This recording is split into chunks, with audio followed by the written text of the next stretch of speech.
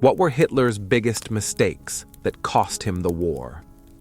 28 feet beneath the streets of Berlin, the thunder of war shakes the concrete walls of Adolf Hitler's bunker. Above ground, tanks roar and soldiers clash in brutal combat as the war draws to a devastating close. Once the unchallenged leader of a powerful regime, Hitler is now a disillusioned figure, rapidly losing his grip on both power and reality. The world war he unleashed has come full circle, and now it's at his doorstep. Berlin is under siege. Stalin's Red Army has stormed the capital, determined to capture the Führer. In their wake lies a trail of destruction, rubble, and death. For Adolf Hitler, there remains only one way out of this war. And it won't be at the hands of his enemies. The illusion of peace. From Armistice to authoritarianism. In the aftermath of the Great War's final gunshots in 1918, the world exhaled in fragile relief, as if the very soil soaked with blood and sorrow had whispered a collective vow, never again. Nations stood battered, millions of lives lost, empires dismantled, economies crippled. But the carnage was so immense, so harrowing, that it forged a false sense of security. A generation of survivors clung to hope, convinced that such devastation would forever repel humanity from returning to the abyss of war. Across Europe, soldiers limped home to cheering crowds and open arms, hailed as heroes after years of unthinkable sacrifice. Their return seemed to usher in not only peace, but a new era of stability.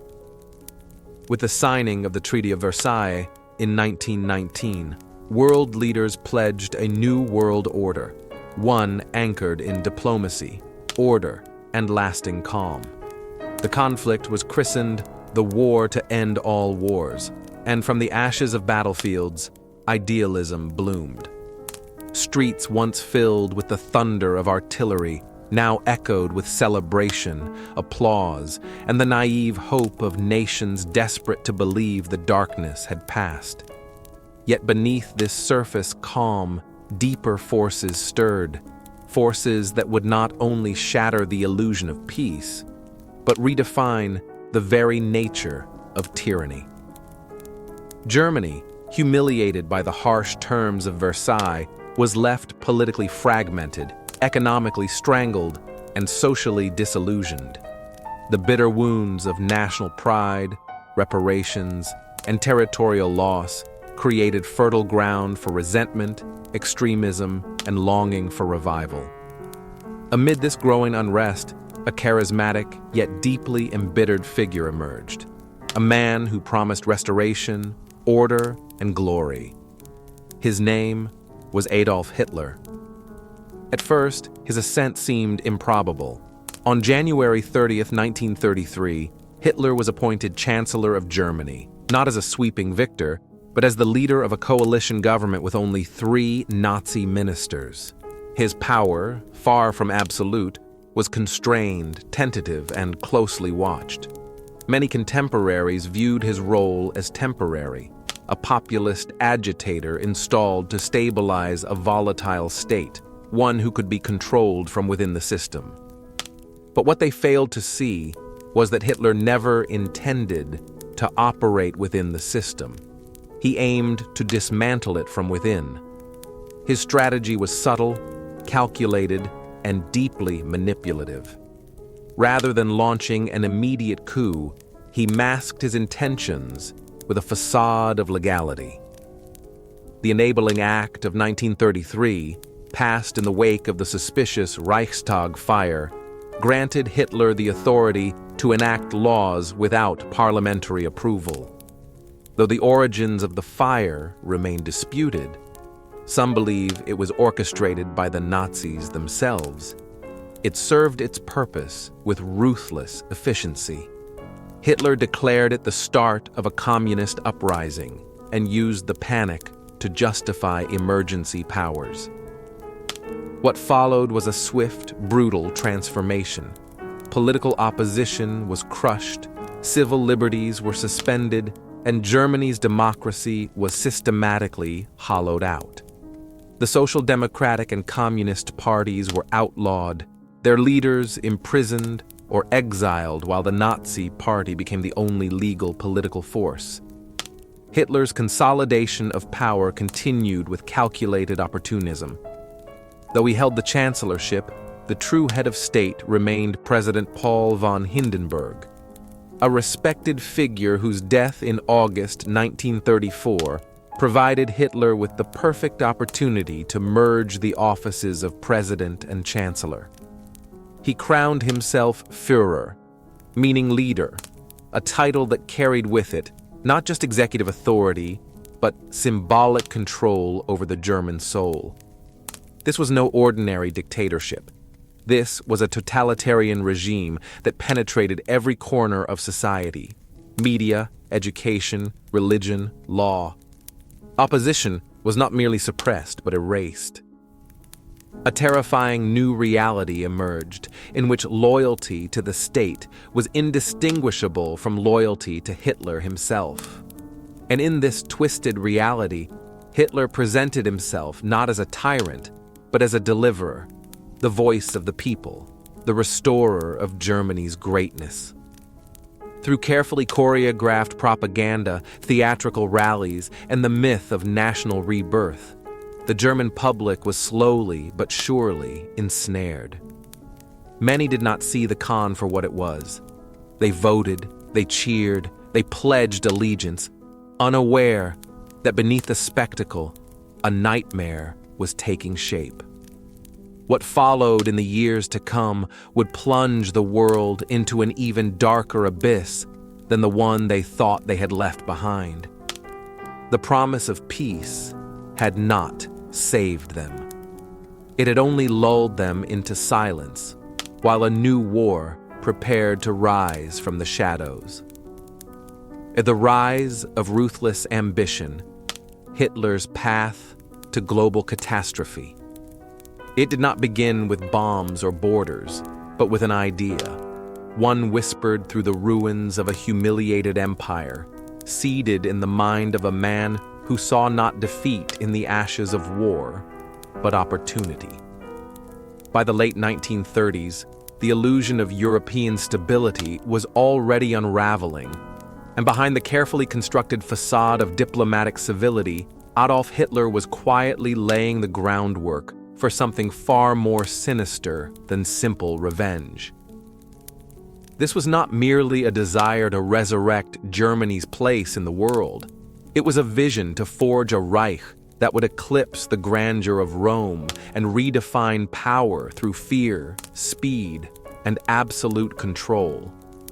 Having risen from obscurity to dominate the political landscape of Germany, Hitler now turned his gaze outward, wielding a foreign policy that was as aggressive as it was unapologetic.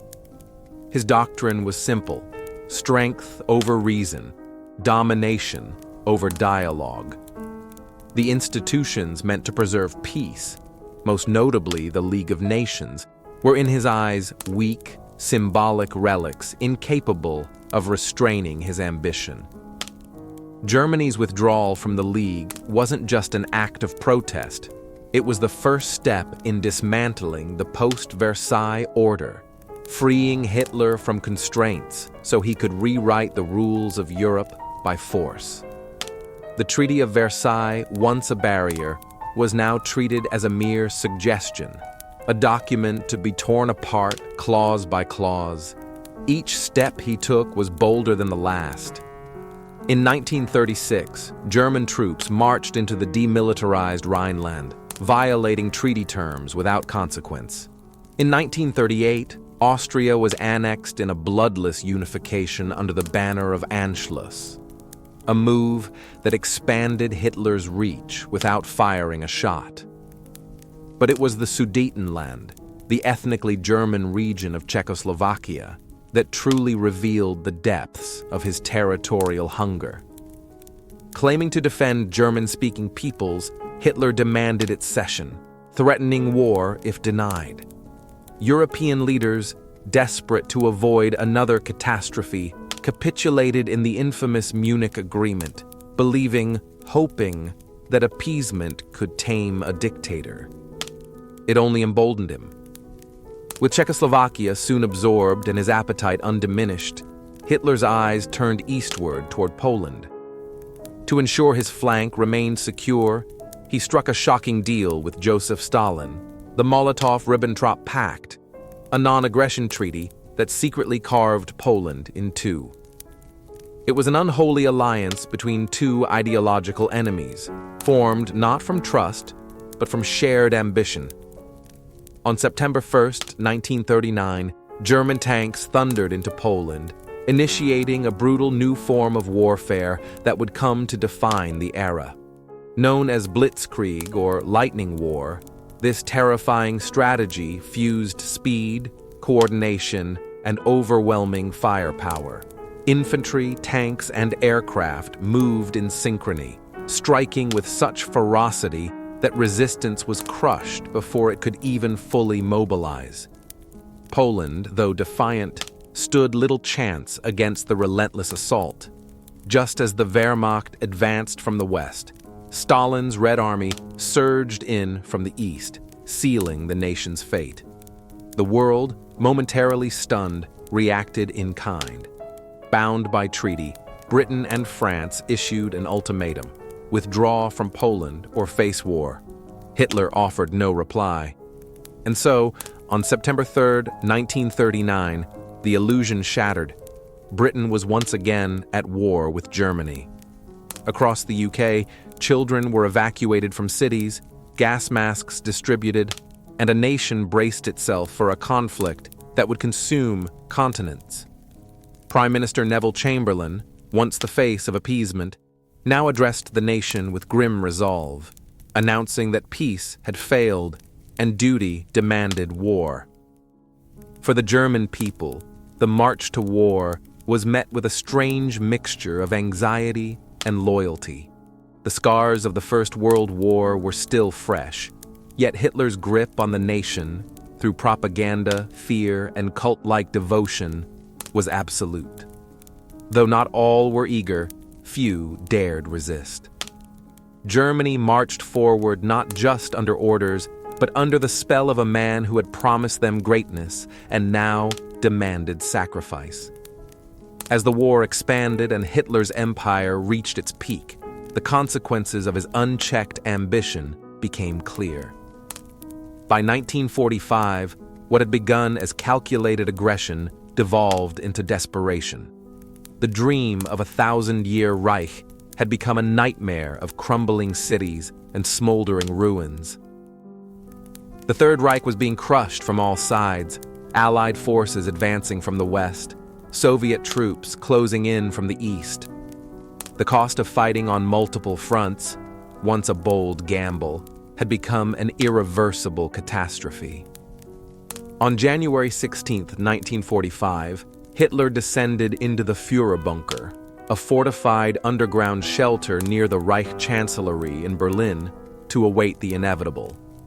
Above ground, Germany burned. Entire cities lay in rubble, industries collapsed, and morale disintegrated. Yet, within the bunker's claustrophobic confines, denial reigned. Reality was suspended in favor of delusion. Hitler and his inner circle continued to pretend that victory was possible, even as the walls of Berlin shook with Soviet artillery. Cut off from the front, abandoned by former allies, and betrayed by his own strategic miscalculations, Hitler faced the crumbling of the empire he had built through fear and fire. His gamble for global dominance had cost tens of millions of lives. And now, at the end of all things, he could no longer escape the truth. Germany's defeat was not a matter of if, but when.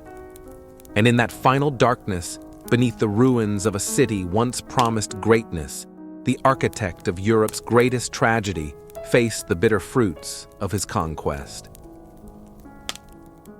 A gathering storm, the phantom calm before total war. In the stillness that followed Britain's declaration of war on Germany, an uneasy calm spread across Europe, a calm so deceptive, so haunting, that it earned the name the Phony War. But while politicians in London paused, hesitant and paralyzed by fear of another continental bloodbath, Adolf Hitler was already moving with relentless precision. Far from idle, the Führer's forces surged forward across Europe like a silent tide, devouring territory with brutal efficiency. His war machine, sharpened through years of preparation and emboldened by early success, had no intention of resting. Western and Eastern Europe were slowly, methodically falling into his grasp. Yet in Britain, where debate had replaced action and fear had begun to gnaw at the edges of resolve, one voice refused to be silenced. For years, Winston Churchill had stood alone among his peers, warning of the threat rising in Germany, his voice often dismissed, even ridiculed by those desperate to avoid confrontation. But time had proven him right, and in May of 1940, when Neville Chamberlain's failing health forced him from office, Churchill stepped into power, not with fanfare, but with the weight of an empire on his shoulders. Barely had he taken his first breath as Prime Minister when crisis gripped the continent. Across the English Channel in northern France, the German blitzkrieg had struck again with terrifying force. Using a revolutionary method of warfare that combined speed, shock, and coordination, Hitler's armies had cornered the Allied forces, British and French alike, onto the narrow beaches of Dunkirk. Encircled and vulnerable, tens of thousands of soldiers huddled on the sand, their backs to the sea, awaiting annihilation. And then, the unexpected happened. Hitler, the man who had never hesitated to crush his enemies, suddenly ordered his divisions to halt just miles from complete victory. It was a decision that stunned his generals and ran counter to every strategic instinct he had followed until then. Some have claimed that Hitler feared a trap, suspicious of the Allies' quick retreat. Others suggest he held on to a fantasy that Britain might still negotiate peace. Regardless of motive, the result was a pause, a hesitation that would cost him dearly. Across Britain, Churchill wasted no time. While others saw disaster, he saw opportunity. He called upon the British people, not just in military ranks, but in homes and harbors, to rise in defiance. With Churchill's voice echoing through the airwaves, ordinary citizens and sailors mobilized. The call went out to find every seaworthy vessel, tugboats, fishing trawlers, paddle steamers, private yachts, and send them across the channel into the jaws of war. It was a mission born of desperation and courage, a race against annihilation. What followed was one of the most astonishing rescues in history. Over 700 civilian and naval vessels converged on Dunkirk, navigating perilous waters under constant threat of Luftwaffe attack. Time and again, they ferried soldiers from the shoreline to waiting ships, or even directly back to Britain. These vessels, many of them small and unarmored, faced gunfire, bombing, and chaos, yet pressed forward. The British Navy initially hoped to rescue around 45,000 men. By the time the final boat departed in early June 1940, more than 330,000 Allied soldiers had been saved. Churchill, ever the orator, would later call it a miracle, and indeed it was. A miracle carved not from divine intervention, but from human determination. Though Hitler's forces claimed Dunkirk as a tactical victory, it marked the first real fracture in the facade of his invincibility. For Britain, it was more than an evacuation. It was a declaration that surrender was not in their nature. Churchill captured this spirit in his defiant speeches, making it unmistakably clear to both ally and enemy that Britain would never yield. Hitler, now forced to reassess his strategy, began to realize that conquering the island nation would not be the swift campaign he had envisioned. The resolve of the British people had crystallized in the fires of Dunkirk, and it would only harden as the war raged on. In the months that followed, Hitler's enemies began to coalesce. What had once seemed like isolated resistance now matured into a formidable alliance. Across oceans and ideologies, the world was awakening to the threat of the Nazi regime. The Soviet Union, once cynically allied with Hitler, turned against him after betrayal. The United States, watching with increasing alarm, moved ever closer to direct engagement. By early 1945, the world's greatest powers, Britain, the Soviet Union, and the United States, stood united against a common enemy. In the war rooms of Yalta, the three leaders, who now shaped the fate of the modern world, sat at the same table, not merely to win the war, but to shape what would follow. Meanwhile, in the depths of Berlin, Adolf Hitler sat entombed within the Führer bunker, a crumbling echo of the empire he had built. His army was bleeding on every front, his allies had vanished, and the fantasy of global domination had unraveled into a brutal and inescapable collapse. The man who had once held Europe in a grip of terror now found himself cornered, not only by the advancing armies, but by the consequences of the very fear he had sown. The world was no longer retreating.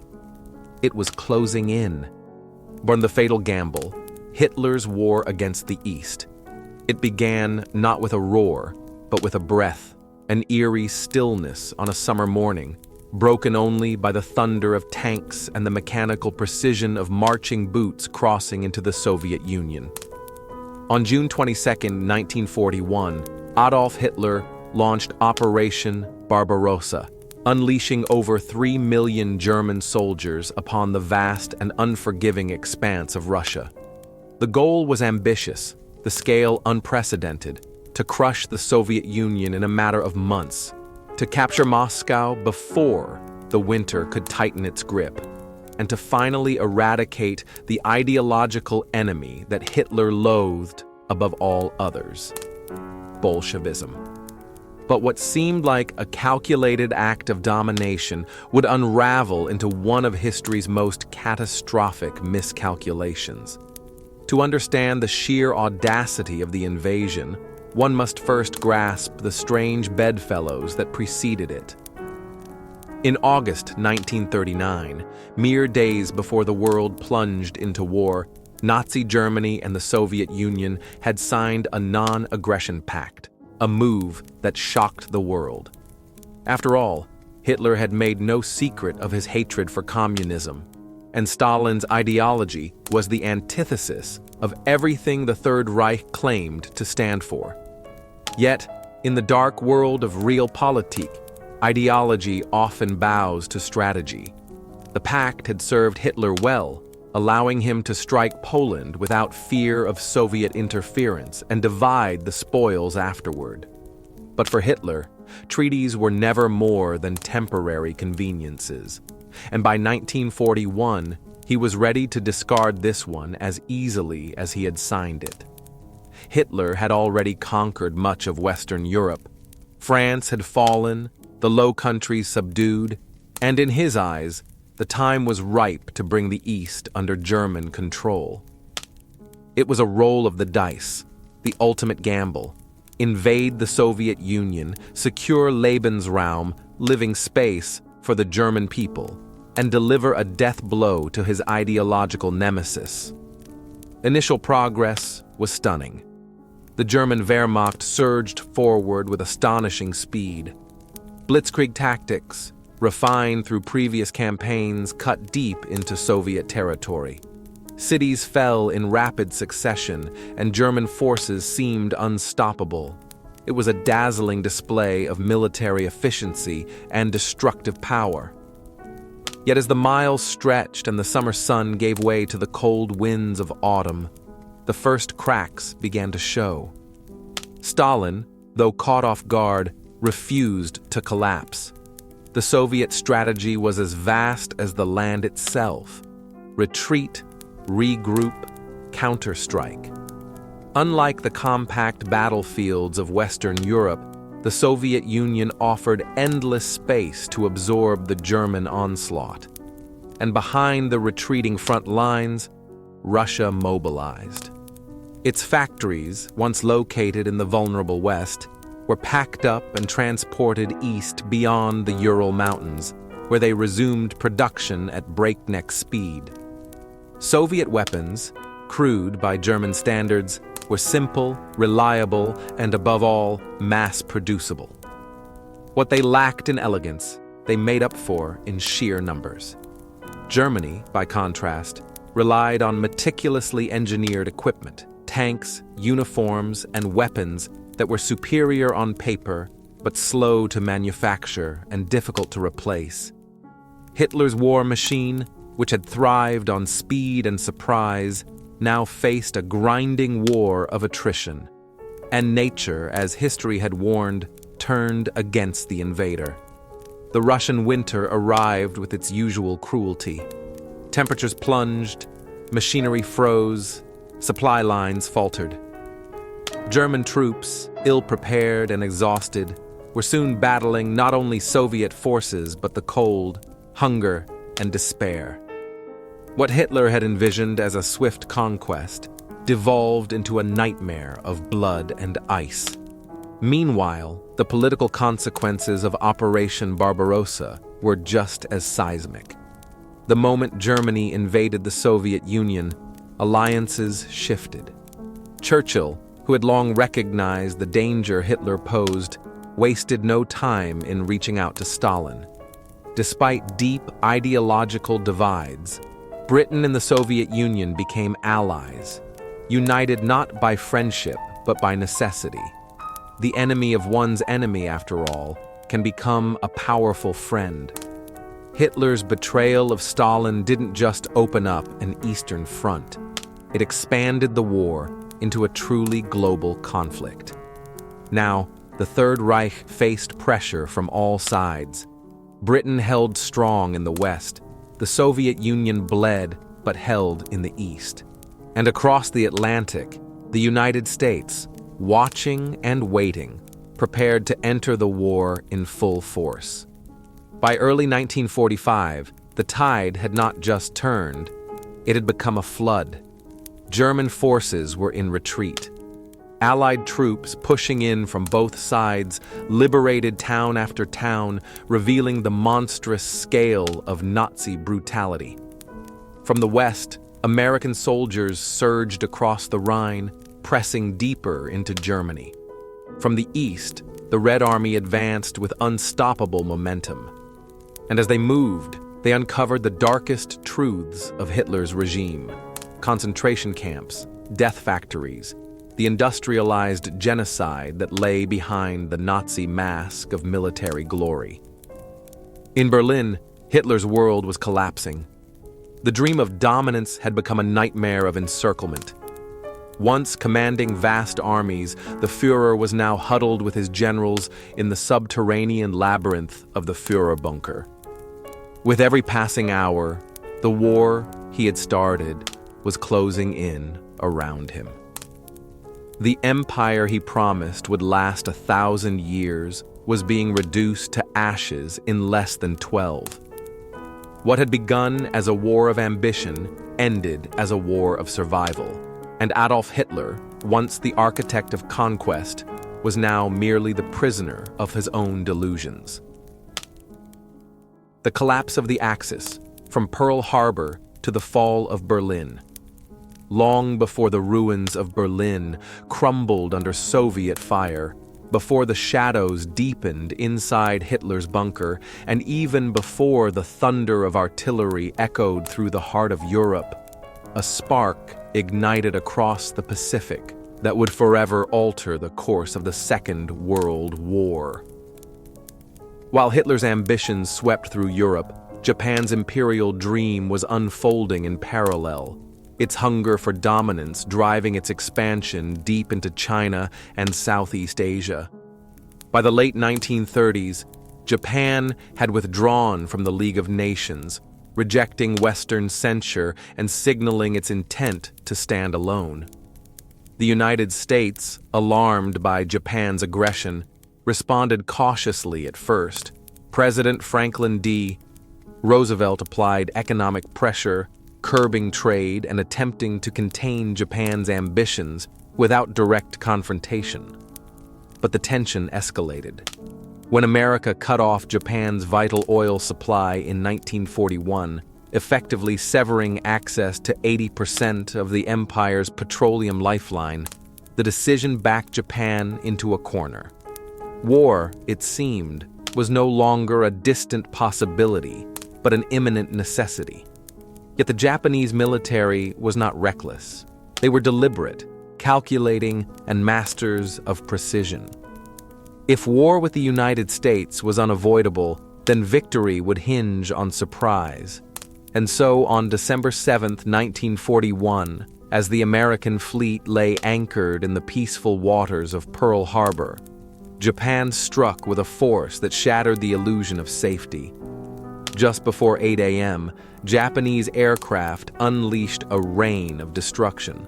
Bombs fell, flames roared, and chaos consumed the harbor. In less than 30 minutes, the U.S.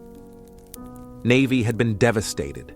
16 ships crippled, over 160 aircraft destroyed, and more than 2,400 American lives lost.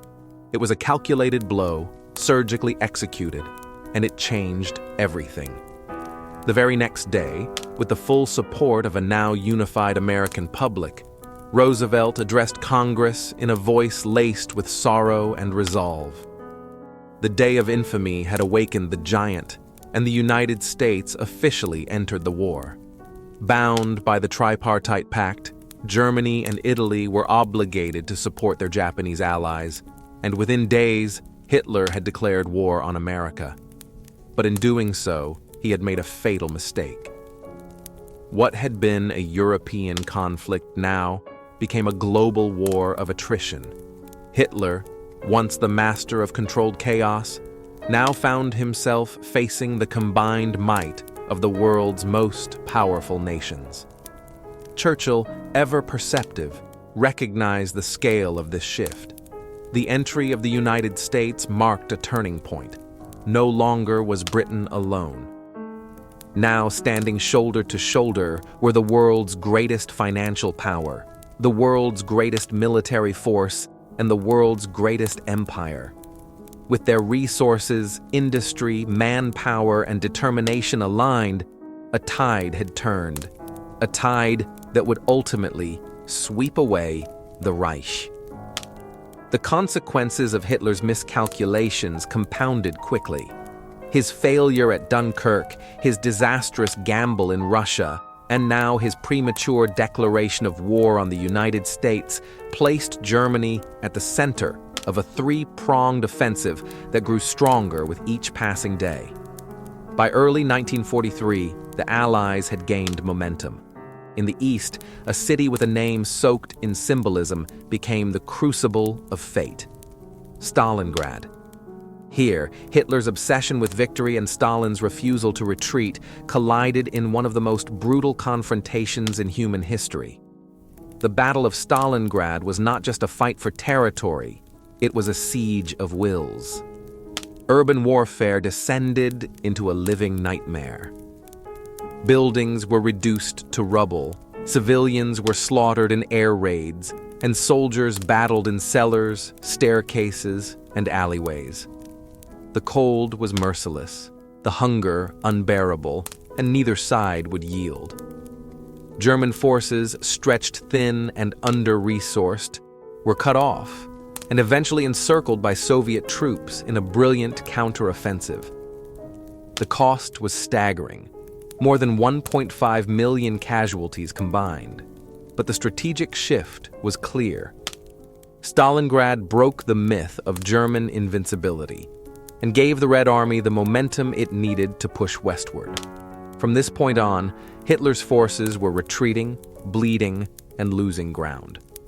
By April 1945, the end was not just near, it was imminent. Soviet forces had reached the outskirts of Berlin, and as they encircled the capital, memories of Stalingrad returned, this time in reverse. The German capital became a war zone. Street by street, block by block, the Red Army fought its way into the government quarter. Above ground, Berlin was collapsing under relentless artillery fire. Below, deep within the Führer bunker, the final act of Hitler's twisted vision played out. The bunker, once a symbol of Nazi control, had become a tomb of delusion. Hitler, increasingly unhinged and reliant on a cocktail of drugs, faced betrayal on all sides. News came that Heinrich Himmler, once among his closest confidants, had attempted to broker peace with the Allies. To Hitler, this was the ultimate betrayal. Himmler had fled, unreachable, and so Hitler turned his wrath on Hermann Fegelein, Himmler's representative in the bunker and Eva Braun's brother-in-law. Fegelein was discovered drunk, dressed in civilian clothes, suitcase in hand, caught mid-escape. Dragged back to the bunker, he was sentenced to death and executed. Soon after, Hitler received word of Benito Mussolini's fate. The Italian dictator had been captured and shot by partisans, his body desecrated and strung up for public display. This grim news solidified Hitler's resolve. He would not allow the same fate to befall him. He began to prepare for his own death. He summoned his secretary, Traudl Junge, and dictated his final will and political testament. In it, he insisted he had chosen death over surrender, blamed Jews for the war, and urged Germans to continue the fight, even as he knew that battle was lost. On April 29, 1945, in a small, surreal ceremony in the bunker, he married his longtime companion, Eva Braun. The celebrations were hollow, short-lived, and soaked in denial. Morale was gone, fear hung in the air, and everyone present knew the truth. Germany was defeated. The next day, April 30th, 1945, Adolf Hitler bid farewell to his remaining loyalists. Silent handshakes, blank stares, and a final descent into the inner chambers marked the end.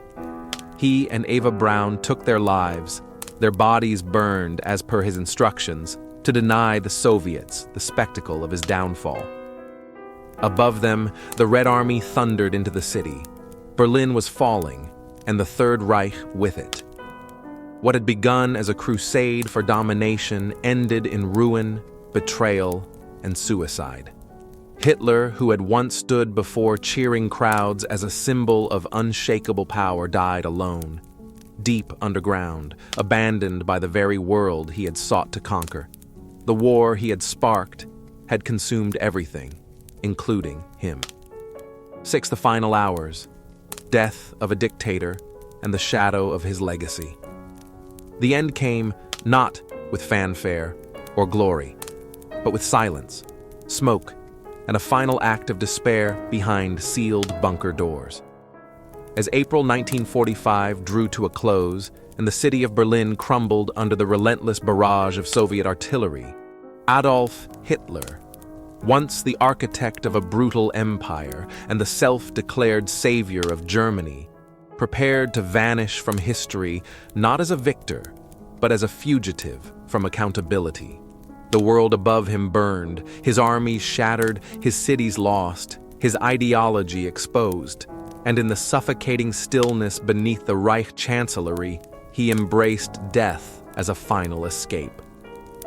On the 30th of April, With the Red Army closing in on the very heart of Berlin, Hitler retreated to his private quarters alongside Eva Braun, his companion of many years, and now his wife of mere hours. They sat together in the dim light, she holding a cyanide capsule, he with his pistol. It was not a scene of grandeur, but one of retreat and ruin. The last flicker of a man who had dragged the world into chaos. A single shot rang out. Outside the door, those who remained loyal knew the sound that marked the end. Hitler was dead, Eva Braun too. Their bodies were carried through the ruins of what had once been the Chancellery Gardens, a cratered hellscape carved by falling shells and burned, consumed in fire like the wreckage of a sinking Viking ship, leaving behind only bone fragments and a charred jawbone later matched to Hitler's dental records. The myth of escape, of secret submarines and Argentine hideouts, was just that, a myth. Hitler's death in the bunker was real, final, and undeniable. As news of his death spread, others in the bunker chose the same fate.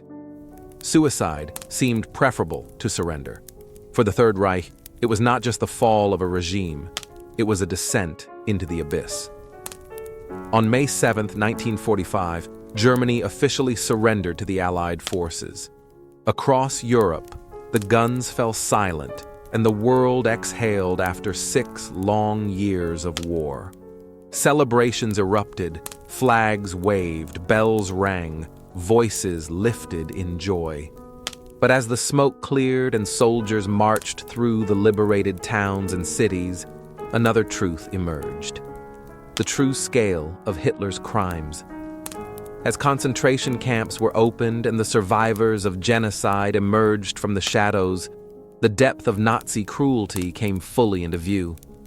Images of emaciated bodies, gas chambers, and mass graves shocked even the most hardened soldiers. The ideology that had once inspired fanatical devotion now stood naked in its horror. The world could no longer claim ignorance. The crimes of the Nazi regime, crimes against peace, war crimes, and crimes against humanity, demanded justice. Hitler had escaped trial, but many of his most trusted lieutenants had not. In 1945, the Allies convened the International Military Tribunal at Nuremberg. 21 high-ranking Nazis stood in the dock, their faces marked not by remorse, but by arrogance and denial. They pleaded not guilty, refusing to acknowledge the blood on their hands. The evidence, however, was irrefutable. Mountains of documents, hours of footage, survivor testimony, all painted a picture of a regime that had mechanized murder and enshrined hatred in law. The Nuremberg trials were a turning point in international justice. For the first time in history, leaders were held to account not just for what they did during war, but for the ideologies they crafted and the atrocities they ordered. Yet even as judgment was passed, questions lingered. Could a nation truly recover from such complicity? Could a people who once followed Hitler into darkness rebuild under the light of truth? In the decades that followed, Germany undertook a long and painful journey of reflection. Schools taught the truth. Memorials were built. Generations were raised with the knowledge of what had been done in their name. The process was not perfect, nor was it immediate, but it was necessary. Today, Germany stands as a powerful example of national reckoning, proof that history, when faced honestly, can be both a burden and a guide. Still, the legacy of Hitler's war casts a long shadow. His rise to power was not inevitable. It was permitted by fear, by silence, by complicity. Millions supported him before the world knew the full cost of his vision. But after the war, once the camps were opened and the survivors spoke, that support collapsed into shame. And yet, In some corners of the world today, the same hatred and prejudice that fueled the Third Reich continue to resurface. That is why this story matters, not simply as history, but as warning. The war in Europe may have ended in May 1945, but the fight for memory, truth, and justice continues. The horrors of Hitler's regime must never be softened, denied, or forgotten. If we are to learn anything from this past, it is that the seeds of atrocity are sown not only in violence, but in apathy, denial, and blind obedience. This was the true cost of Hitler's war, a war that consumed lives, ideals, and nations. And though the dictator met his end in silence, the echoes of what he unleashed still reach us today. Thank you for joining us as we trace the final descent of one of history's darkest figures. If this video moved you, informed you, or reminded you of the importance of remembrance, please like, share, and subscribe to our channel. Let history not only be told, but understood, so that its lessons never fade.